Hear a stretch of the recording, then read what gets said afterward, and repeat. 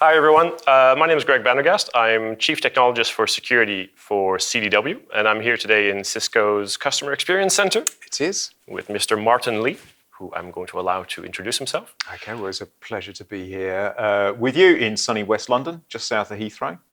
I am Technical Lead of Security Research and EMEA Lead for Talos, which is Cisco's Threat Intelligence Security Research organization. I have spent the past 20 years in what we now call cyber threat intelligence, identifying what the bad guys are up to, identifying their new techniques, and then also developing the systems in order to be able to stop the bad guys in their attacks. And as you say, yes, literally the guy who wrote the book, I spent 2 years of my life writing the textbook on cyber threat intelligence, the textbook that I wanted to find when I started out. But yeah, this is why we're here, to talk about cybersecurity, what the bad guys are up to, and what are we going to do about it? That was going to be my next prompt. What are the bad guys up to? Well, this is it. I think there are many different types of bad guys out there, I'm sure, as you know. It's all about really understanding what are the bad guys trying to do, what are their objectives, because I think we all forget behind every single cyber attack, there's actually an individual who's trying to achieve something, and often you can almost feel the boss breathing down their necks in trying to push them to do something. The majority, the vast majority of attacks are criminal in nature. Behind it, we have criminals who are trying to make money from their attacks. Actually, I want to pick up on what you said, their bosses breathing down their necks. We are used to, and especially in cybersecurity, we get a lot of this imagery of this lone black hoodied hacker. But there are entire criminal enterprises with employees and benefits and service desks. And it's quite interesting how that's evolved. It's business. Cybercrime is a business. But it's become a business. Yeah. How do you see that transformation from maybe about 20 years ago, where it was mostly like hacktivists, to what we have today? And more importantly, what does that mean for the actual individuals and organizations trying to protect themselves today? So certainly 20 odd years ago, we could actually count the number of distinct malware writers that there were. There weren't enormous amounts of them. They clearly were specialists in their domain. Over the years, we saw increasing professionalization. Certainly one of the biggest steps, GP Coder, in 2005, if I remember rightly, which was the first commercial ransomware, where suddenly we have a traditional criminal business technique. Fundamentally, it's kidnap. Instead of kidnapping your children or your pets or a loved one, we're kidnapping your data. And GP Coder was the first malware that encrypted your data, so took your data away from you in return for you paying the money to get it back. And that, for the bad guys, was a revolution. And since then, we've seen this professionalization and the turning of cybercrime into business, because there's lots of money in it. And people will pay big money to get their data back. Yeah, I think we have an increase in sophistication, scale in terms of number of people doing it. Part of that sophistication is automation. And they're quite clever. They're very innovative. There's a lot of innovation going on behind it because it is big money. Actually, it made me remember, if I think back when I started in cybersecurity, we're in a world where there was about a dozen new, unique pieces of malware each and every day. After about 6 months, that had grown to 50, and it was actually getting difficult to keep up with that manually, because in a world of 12 malware per day, you have the luxury of looking at each one in person. We're now in a world where in Cisco, we identify 1.4 million new unique pieces of malware each and every day. I think it's interesting to look at the changes. I mean, one of the changes that we've seen over the past 6 months, which is very interesting. Well, actually, if we wind back a couple of years ago, we saw a new innovation with ransomware, which was both encrypting the data, but also stealing it. And there was a double threat, pay us the money, Or one, we're not going to decrypt the data, but two, we'll publish it publicly. So you've got a data breach to deal with, fundamentally weaponizing the GDPR. Interestingly, over the past 6 months, we've seen the bad guys not even bothering with the encryption part. I've noticed that just trend. Stealing the data, threatening to release it. So those business models are continuously evolving. This one is actually one which I think is quite positive, because I strongly suspect that part of the reason behind this is actually defenses are getting better. We're getting better and better at identifying ransomware, so that encryption, malicious encryption, early and stopping it in its tracks. And the bad guys are looking for speed. Smash and grab, get in there, get the data, get out again before they get interrupted. It's an interesting statement, because I think the number of ransomware attacks is still on the up, but they're potentially smaller as we deploy more technology to stop them, slow them down, mitigate them.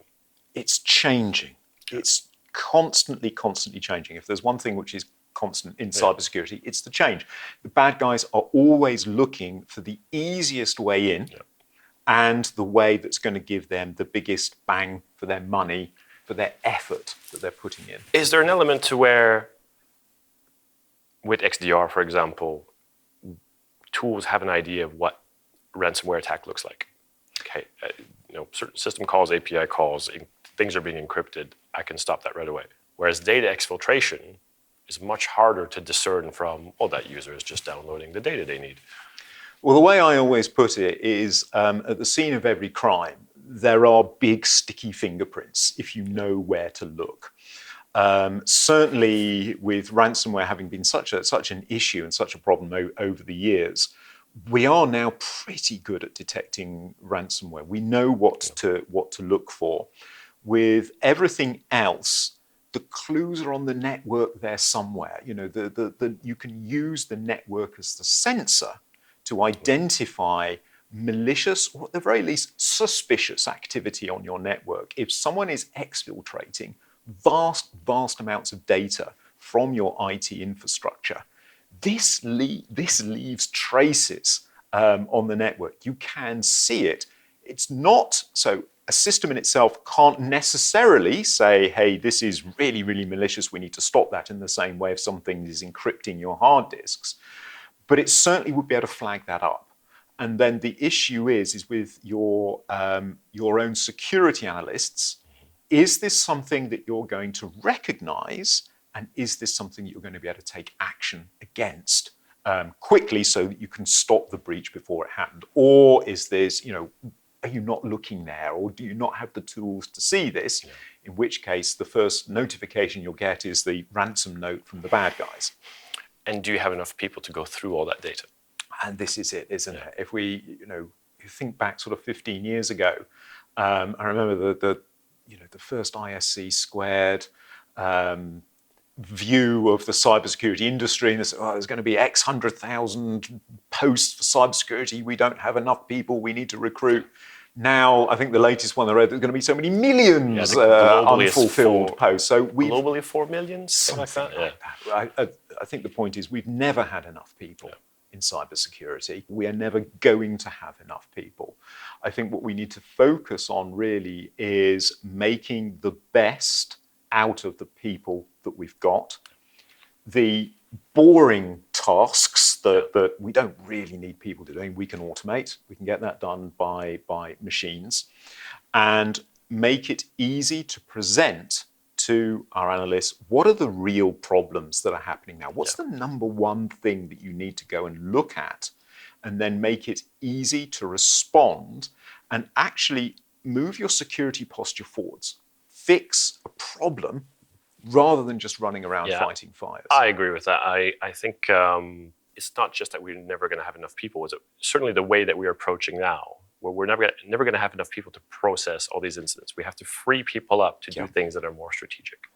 Why are you having this quantity of issues? Why are you having, whether they're patching or development issues or whatever, those are root causes that need addressing. We need to free those people up to address those issues. Otherwise, you're never going to drive a downward trend. And another part of that, of course, is the efficiency. If you've got a dozen different systems from a dozen different vendors and you're continually logging into different systems, that all takes time. Yeah. I mean, one of the things that we were working on in Cisco is to have the XDR solution, which is a single pane of glass where you have all of the security incidents from your entire infrastructure. It would be naive to expect everyone to have a single vendor solution, but to have the system API driven, so it's easy to integrate with everything else, get all the data in one place, show your analysts, these are the issues that you've got, this is your number one problem, and then again, through having it API driven, make it really easy for people to do their jobs. So that when they see something going wrong, see it swiftly, act swiftly, it's no longer a problem, and then also focusing, move the security posture forwards, fix the problems. I have two big gripes with the industry. The first one is that we're not addressing root causes. We're fixing the same vulnerabilities, same incidents over and over and over. But we're not getting out of that security silo to change the way systems are built, configured, the way software is engineered, that kind of thing. The second part is they buy a lot of security technologies. A lot of them are best of breed, but it's in isolation here, in isolation there, in isolation there. They're not fully leveraged. It's clunky. There's a lot of interfaces. People don't have the time. Very rarely do you actually ever see one set up to a high level of maturity. And very rarely do they feed into each other. And I think that's both very important, to know, the output of one tool, if used as the input to another, may just give you that, those two things together, that triggered the alarm. And you by not doing that, you miss those things. And the other thing is by linking things together, if something breaks, you're much more likely to see it. We're talking about process resiliency. And I used to design security programs so that a process would actually fail visibly. Like it would have dependencies, but I don't want the process to just keep going if another process stops somewhere else. I want this process to break so that everything just came to a screeching halt. Why? Something went wrong over there. Otherwise, had that process been resilient, I wouldn't have known. So it's all about tying all these things together. And I think that's a huge advantage of the ecosystem. To be fair, is when we look at how we use technology today, it is so complex. We are doing so much with it. It's difficult to manage. It's difficult to understand what's going on. And I think often we're reaching the limits of human capability. We've designed these systems to do all sorts of things, report on lots of different things happening. We've got different systems that may be specific or very, very effective at one thing. Tying all of that together to make it easy to manage is actually quite difficult. And this is one of the things for me, this is one of the root causes of cybersecurity. Humans aren't very good at writing software, realistically. One of the big issues that we have in cybersecurity is that of vulnerabilities, bugs in software. When we look at those bugs in more detail, we're seeing the same errors again and again and again. The software engineers are writing software to do a task. Functional. Absolutely. And if you've ever written software, you know how difficult it is just to get it to do what it is that you want it to do. If you want that software to be secure, not only must it do what you want it to do, but also never, ever do anything else. And this is the bit we're not very good at as humans. One of the ways that we're going to solve the problem is by having machine inspection of code, actually people writing less code and more artificial intelligence, machine learning systems writing code, but also inspecting the code. So we find those vulnerabilities, those weaknesses, common weaknesses that are happening again and again and again, resolve that, then it starts becoming more difficult for the bad guys. We also have a lot of incentives to just get code out as quickly as possible. And, I needed to do that one thing, or attach this entire library. Well, you wanted one function out of a library, but now you've included an entire library that has potentially hundreds of vulnerable functions that you're not even using, but you've tied them into your code. So we've got our users and the companies that are out there with large amounts of software installed in their IT estate because they need it to do things. That software has vulnerabilities in it. We've got 1,000,001 different ways for the bad guys to get in. It's a very, very difficult problem to solve. We know patching is going to be part of it, but we also know that patching isn't necessarily easy. This is why we need that security protection. If you've got firewalls in the estate, we can detect the attempts at exploitation of known vulnerabilities and block it and stop it and report on it. If they do get in and establish command and control infrastructure, again, with the visibility of the network, if we can't stop it, which we may well be able to, we've got visibility of it. So we're reporting back to those teams and giving power to the security team to actually do something about this. Yeah. I would extend that argument about software to bad configurations on systems, or badly built systems, badly provisioned systems. Sometimes even that process, like patching, can be easy, but if a system has been architected of, well, this is a mission critical system and we didn't think about the life cycle, so we can't take it down to patch it, and having that extra layer where you have that protection you were just talking about, it gives you at least time. Like, you still need to fix those issues, but at least it gives you the time and some margin to be able to do it. A lot of these things are things that you can that you can solve if you've done it early, if you've done the planning, if you've done the architecture correctly. Things get so much easier. So, if you are thinking of deploying new IT solution, for goodness sake, get a IT architect in who's done it before, who knows about the issues, who can plan it. If you are living, everyone has to live with legacy IT. Again, we can make that work. We can segment it virtually on the network. We can give you control. But I think, number one, you have to be aware that it's a problem. You have to be aware that this is a way that the bad guys are getting in and are likely to attack your estate. But also, it is something you can do something about. Yeah. For me, it's a quality proposition. It's defects in code, defects in configuration, defects in process, defects in architecture, sometimes even a defect in human behavior.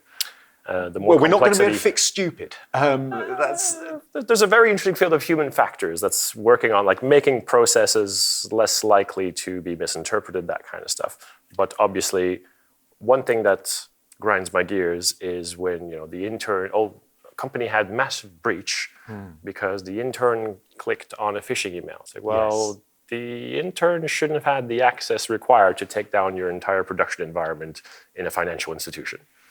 And ideally, they shouldn't have received the fish in order to tempt them to click. If we can keep temptation away from the users, they're less likely to do the wrong thing. But it's that first link in the chain, and there was clearly a failure of catching. There was a lot of lateral movement, there were missing patches being exploited, there was misconfigurations, there was legacy stuff. Those things bother me when security blamed the user, because you haven't really put in stuff. There were 5 or 6 steps that went from there to there.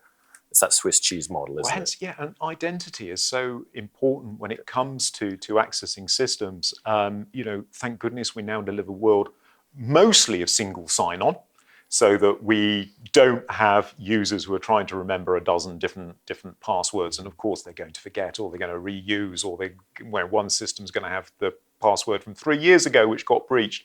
Single sign-on, again, gives the security and administrator teams power to control those users, monitor their activities.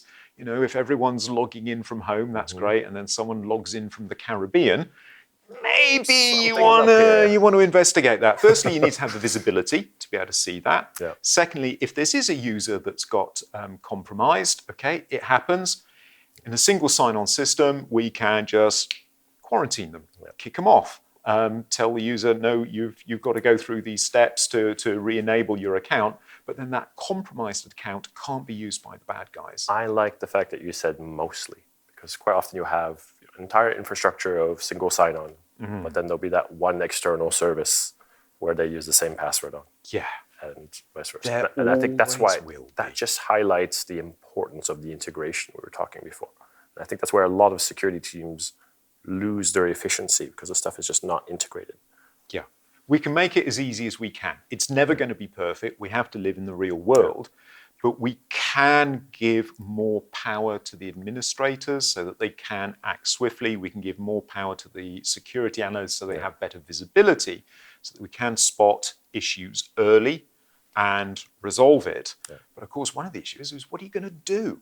We should always strive for that integration, to be able to detect.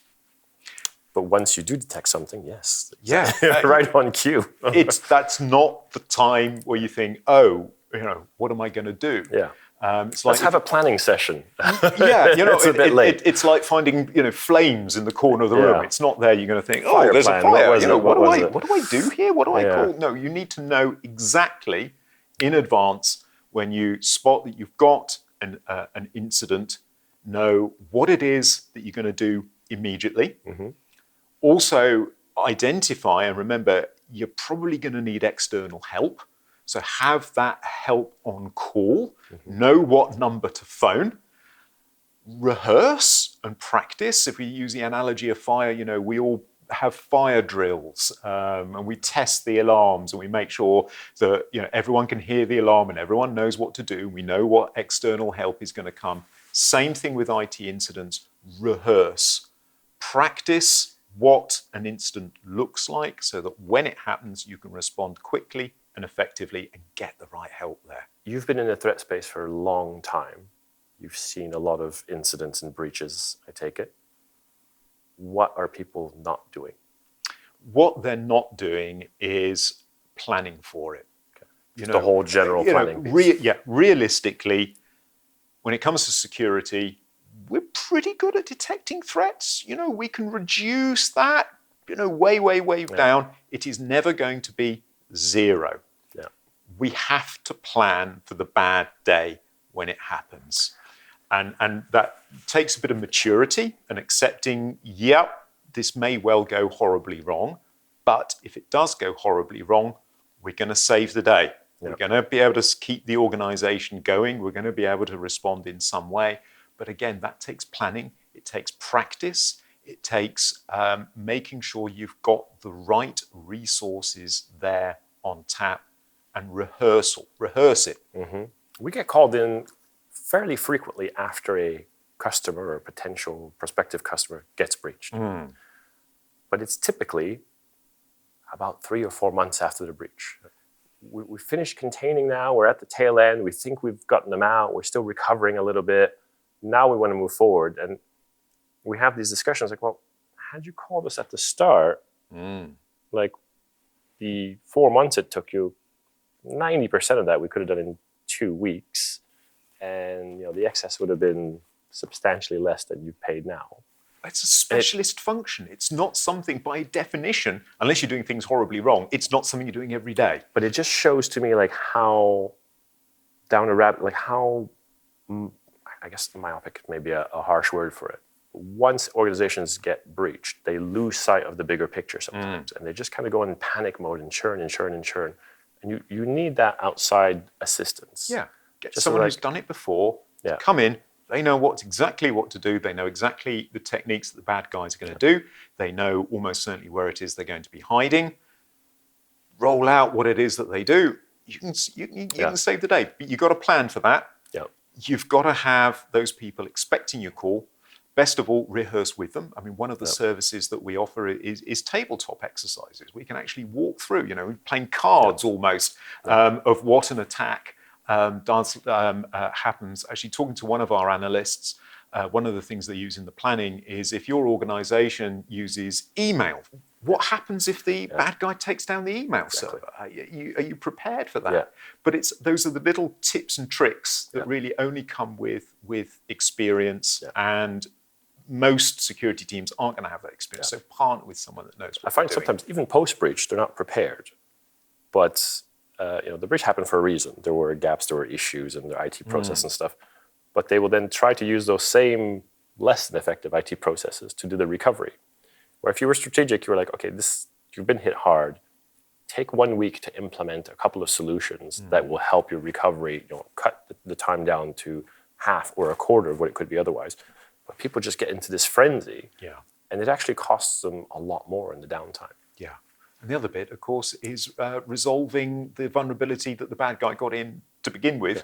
Otherwise, you can kick them out of your network and estate, and they'll just be back in because you haven't closed that door that allowed them to get in. So knowing how to do that and identifying how they got in, again, it's a specialist. Or you fixed that one, and there's others, but not the process that led to it. Yeah. And then 2 months later, you have another one just like it. Yeah. See it all the time.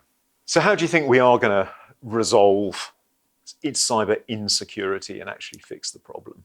Very much like I just said, actually. I think my big focus, especially at CDW, is helping customers reach better outcomes. And you see just about every industry, you see a downward trend in the number of defects and incidents over time.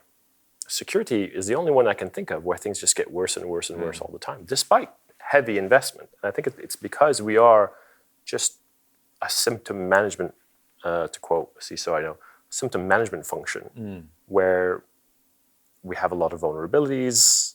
I'll go back to the bag of grain analogy that we spoke about earlier. If I store a bag of grain, one of those big cloth bags in my back garden, and I wake up the next day and I've got 10,000 mice, well, do I have a mouse problem or a grain storage problem? You could argue either one, but the best way to fix the situation is to A, get the grain out of there or store it in a metal case or something and then you start using mouse traps to clean up the mice problem. We are way too focused on, too much in security is treated as separately. We talked about quality discussion, and we've created this expectation where security is a separate thing.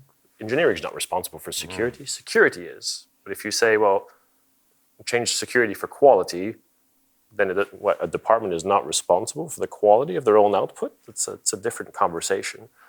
And I was actually preparing a slide on a PowerPoint deck for this mouse and grain illustration. I came across the website of Terminix, a US pest control company.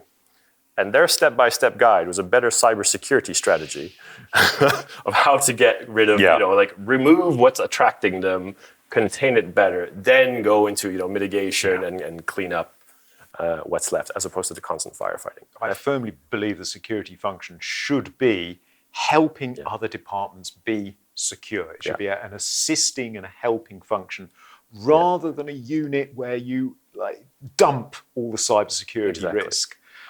I think it should be, the ideal security function is an advisory one. And I used to say that we need to move away from the tools a bit and focus on the fundamentals and help people have higher quality IT and business processes so we don't have all these vulnerabilities, and we consider life cycles so systems don't stay there for years being unpatched, this and that. But I think the tools are the things that tell us what issues the business has.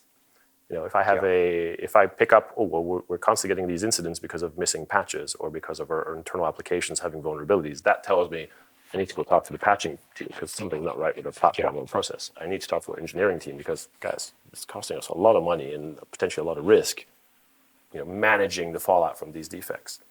And back to our XDR discussion, to me it's about empowering or freeing up the security team, security resource. They may not be analysts, but to spend less time chasing all these incidents and more time engaging, what is the actual source of these issues within the business, within IT, even elsewhere.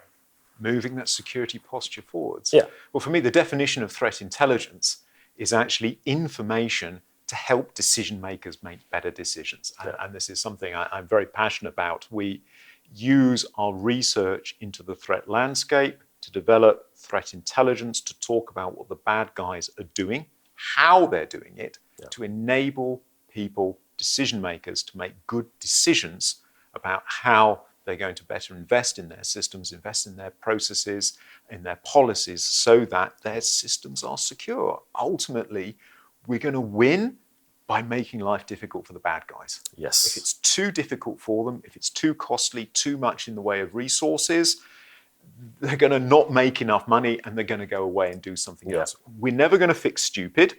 We can help users not get into the situation where they make mistakes. And if they do make mistakes, we can make that less of an issue or less catastrophic.